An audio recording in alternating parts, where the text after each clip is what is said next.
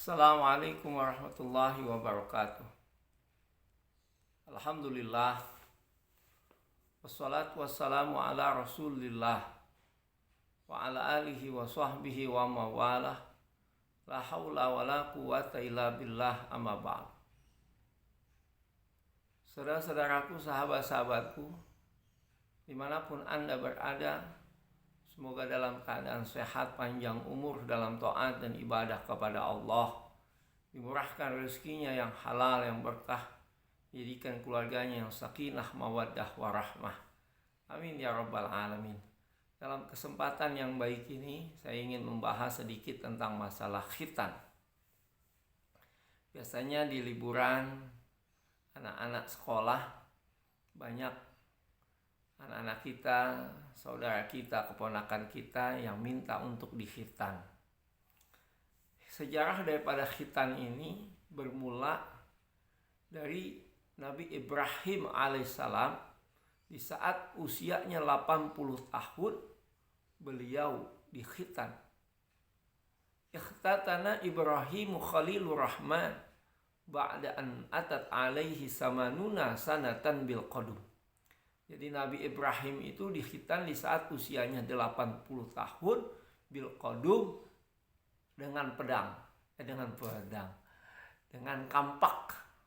Tapi ada pula yang mengatakan bahwa qadum ini adalah nama sebuah desa atau kampung. Zaman dulu memang teknologi belum secanggih zaman sekarang. Bagaimana kalau kita pikirkan zaman dulu khitan itu prosesnya begitu susahnya. Bahkan nggak usah kita dilihat di zaman Nabi Ibrahim.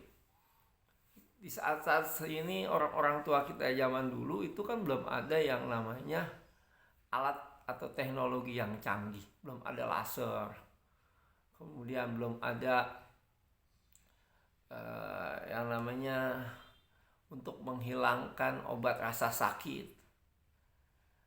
Kita tuh dipakein obat bius untuk menghilangkan rasa sakit kita.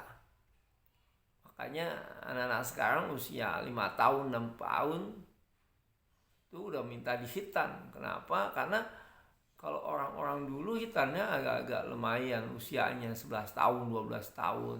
Karena saking sakitnya. Bahkan saya pernah mendapatkan cerita dari orang-orang dulu, karena belum ada alat teknologi yang canggih, kemudian begitu sakitnya dikhitan, itu untuk menghilangkan rasa sakitnya dimasukkan tuh ke kali, ditaruh di kali, direndam sekitar 3 jam 4 jam. Setelah itu baru diangkat, baru disunat biar rasa sakitnya hilang. Nah, kalau kita lihat dari zaman Nabi Ibrahim dibawa oleh nabi-nabi selanjutnya, Nabi Ismail, Nabi Ishak, terus Yusuf, Yakub, dan sampai kepada Nabi Isa, kepada Nabi Muhammad Rasulullah Shallallahu Alaihi Wasallam. Dalam surah An-Nahl ayat 123 Allah Subhanahu Wa Taala berfirman, Bismillahirrahmanirrahim. Thumma awhayna ilaika anittabi' millata Ibrahim hanifa wa ma kana minal musyrikin. Thumma awhayna ilaika anittabi' millata Ibrahim hanifa wa ma kana minal musyrikin. Kami wahyukan kepada Nabi Muhammad Rasulullah Sallallahu Alaihi Wasallam, ini kata Allah dalam firman-Nya, kemudian diperintahkan untuk mengikuti ajaran yang dibawa oleh Nabi Ibrahim alaihissalam, orang yang hanif, yang lurus, wa ma kana minal musyrikin, dan beliaulah bukan orang yang menyekutukan Allah Subhanahu wa taala. Di dalam hukum Islam, bagi laki-laki khitan itu wajib hukumnya. Kenapa? Karena kalau laki-laki tidak dikhitan, maka itu akan berpengaruh. Karena kuncupnya itu kalau nggak disunat, maka di dalamnya itu air kencingnya itu nggak nggak sempurna, masih ada di dalam yang nggak keluar, dan itu akan menetes, akan terkena najis. Maka bagi laki-laki itu adalah satu kewajiban ketika sholat harus terhindar dari hadas dan najis, maka hukumnya wajib untuk berkhitan.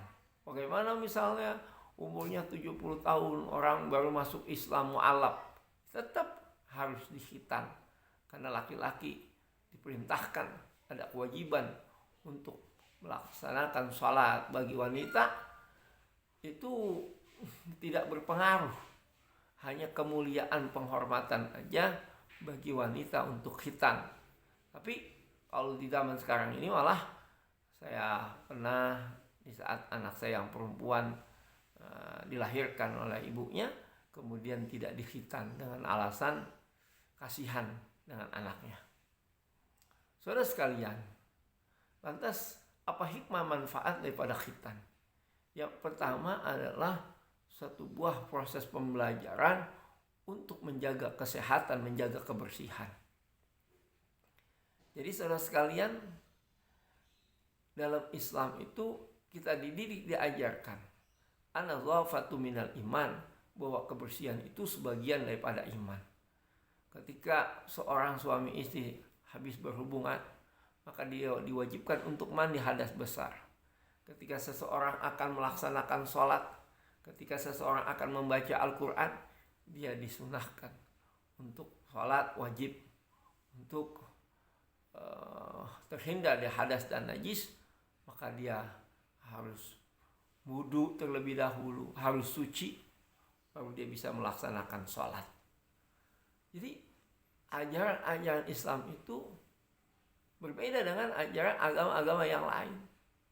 Kalau Islam begitu sempurnanya, dari mulai kita mau tidur sampai kita tidur, itu semua diajarkan, ada doa-doanya semuanya dan lain sebagainya.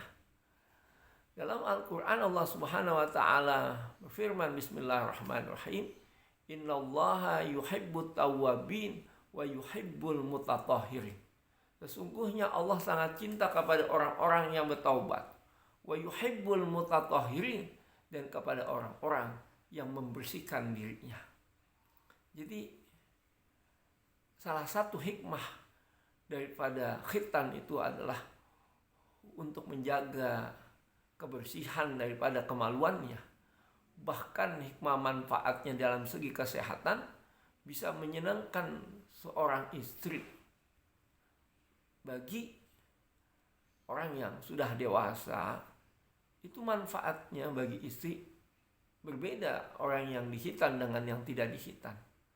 Bahkan kekuatannya lebih besar daripada orang yang tidak dikhitan. Makanya orang-orang barat, walaupun dia tidak masuk Islam, tapi dia melihat dari segi ilmu kesehatan, dari segi ilmu kedokteran, memang khitan itu begitu penting di dalam kesehatannya. Makanya banyak orang yang non-muslim mengkhitankan kemaluannya karena kemanfaatannya yang mereka anggap bernilai dalam segi kesehatannya. Yang kedua, proses pendidikan untuk sang anak, bahwa di saat beliau masih kecil, mereka sudah dilatih di dalam kedisiplinan, dilatih di dalam kesehatan, dilatih di dalam untuk mendekatkan dirinya kepada Allah Subhanahu wa Ta'ala. Karena salah satu hikmah khitan ini dapat membentuk anak-anak kita menjadi anak yang soleh. Kullu mauludin yuladu 'alal fitrah fa abawahu yuhawidanihi aw yumasuranihi aw yumajisanihi. Bahwa anak itu bisa menjadi Yahudi, bisa menjadi Nasrani, bisa menjadi Majusi, tergantung daripada kedua orang tuanya. Dialah yang akan mencetak anak itu. Seumpama satu buah kertas putih bisa diisi dengan tinta hitam, bisa diisi dengan tinta merah, bisa diisi dengan tinta putih, apapun yang diinginkan oleh yang menulis atau yang menggambar. Begitulah yang namanya anak.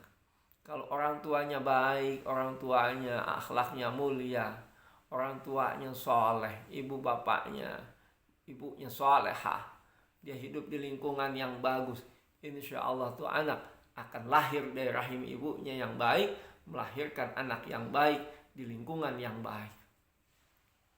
Tapi kalau seandainya anak dididik oleh ibu dan bapaknya, ibunya seorang prostitusi, bapaknya seorang preman, tidak dikenalkan agama, tidak dikenalkan Rasulnya, tidak dikenalkan Al-Quran, tidak dikenalkan hal-hal kebaikan dalam dirinya, maka sang anak karena tidak dididik dengan baik, dilatih dengan sempurna, maka kelak anak itu menjadi brutal.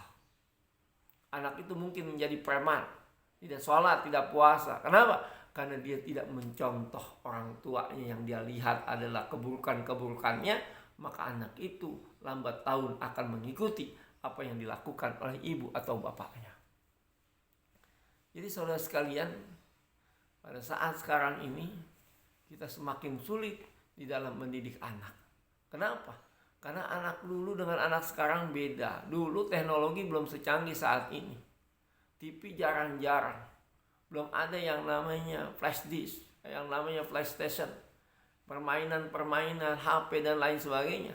Sekarang udah begitu banyaknya permainan-permainan yang akhirnya dia bermain game, bermain HP berjam-jam, yang merusak otaknya, merusak pikirannya. Apalagi dia membuka situs-situs porno dan lain sebagainya. Akhirnya dampaknya di kemudian hari sang anak akan melihat apa yang dia tonton dan akan mempraktekkan apa yang ditontonnya. Na'udzubillah, summa na'udzubillah. Jadi intinya hanya dua hal yang saya sampaikan, hikmah dan manfaat daripada hitan yang sebetulnya banyak. Tapi dua hal saja. Salah satunya hikmah hitan adalah untuk menjaga kebersihan, menjaga kesehatan. Dan kedua, mendidik anak kita, membentuk agar menjadi anak yang baik, anak yang soleh dan solehah. Amin ya rabbal alamin. Mudah-mudahan sekelumit apa yang saya sampaikan ini ada hikmah dan manfaatnya, khususnya untuk diri saya dan umumnya kepada bapak-bapak, ibu-ibu, saudara-saudaraku, sahabat-sahabatku di mana saja Anda berada. Semoga dalam keadaan baik dan keadaan sehat, murah rezekinya. Amin ya rabbal alamin. Wabillahi taufiq wal hidayah wal afwu minkum. Wassalamualaikum warahmatullahi wabarakatuh.